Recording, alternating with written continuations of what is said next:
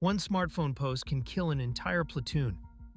In modern warfare, the difference between victory and defeat isn't just firepower, it's discipline. And right now, Russian soldiers are bleeding out because they can't put down their phones. Russia just passed a law punishing troops for using smartphones on the front line. Why? Because their soldiers kept posting selfies, TikToks, and location-tagged videos that Ukrainian forces used to rain artillery down on their positions.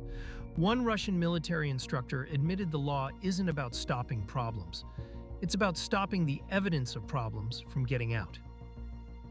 Russian troops have been geolocating themselves to death, literally handing Ukraine targeting coordinates with every Instagram story. Here's the insane part. Russian soldiers need their phones because their military communication systems are so broken. They're using smartphones to coordinate artillery fire, map minefields, and even control drones because they don't have proper equipment. One soldier complained they use phones for everything. Without them, normal operations would be impossible. So Russia's choice is either let soldiers keep dying from smartphone leaks or let them keep dying from lack of communication. Either way, they're dying. The casualties tell the story. Russia has lost over 1 million soldiers killed or wounded in Ukraine. That's 5 times more deaths than all Russian and Soviet wars combined since World War II. Over 250,000 dead. The UK Ministry of Defense estimates Russia loses over 1,000 soldiers every single day. And morale? It's in the gutter. Soldiers aren't getting paid for months, commanders are stealing their combat bonuses, and wives are protesting in Moscow demanding their husbands come home. Meanwhile, Ukrainian women are catfishing Russian soldiers on dating apps, extracting intelligence on troop movements and equipment. Russia's own dating app, warnings to border region citizens, prove they know the threat is real. Russian troops are getting honeypotted through Tinder while their positions get tracked through Telegram geotags. Now compare that chaos to U.S. Special Operations, Delta Force, SEAL Team 6, JSOC. These units operate under Joint Special Operations Command with ironclad operational security. When Delta Force conducted the bin Laden raid, the world didn't know until it was over. No leaks, no smartphone posts, no geotagged selfies. U.S. special operators are trained to think independently, adapt on the fly, and maintain absolute secrecy.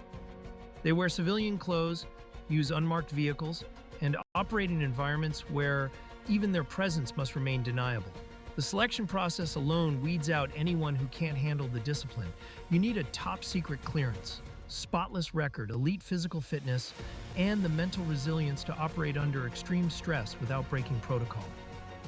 These aren't conscripts forced into service. They're volunteers who've proven themselves in conventional units first, then endured brutal selection courses where most candidates fail.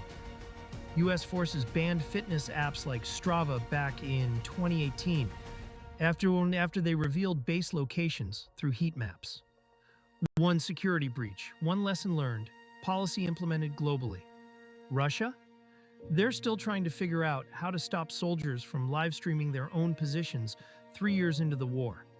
The human factor decides wars. You can have all the tanks and artillery in the world, but if your soldiers are demoralized, underpaid, posting their locations online and getting catfished by the enemy, you've already lost. Russia's recruiting 30,000 new soldiers every month just to replace casualties. They're targeting indigenous communities and poor regions with massive payouts, up to £95,000 a year because nobody else will volunteer. And those contracts? They ought to renew until the war ends. You can't just leave. This is what happens when operational security collapses, when discipline breaks down, when soldiers don't trust their commanders because those commanders are stealing their pay. Russian troops are fighting with smartphones because their military failed them.